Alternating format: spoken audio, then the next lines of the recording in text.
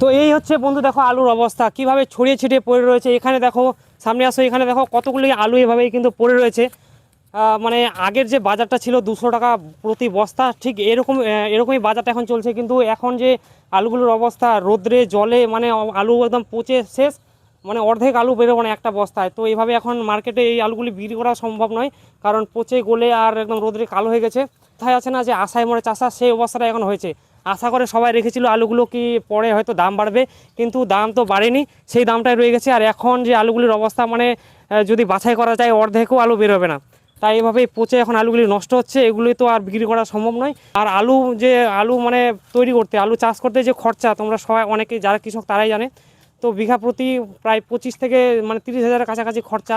আর এরকম এখন আলুর অবস্থা, মানে কৃষকের এবারের মানে আলু চাষিদের এখন প্রচুর প্রচুর প্রচুর এবার মানে লস। আর দেখো বন্ধুরা, আলুগুলো এইভাবেই নষ্ট হচ্ছে। তো তোমরা এই ব্যাপারে তোমরা কে কী একটু বলতে চাও কমেন্ট করে অবশ্যই জানাও। তোমরা কে কতগুলি আলু লাগিয়েছিলে আর তোমাদের কত করে মানে কতটা পরিমাণে লস হয়েছে, তো কমেন্ট করে অবশ্যই জানাবে।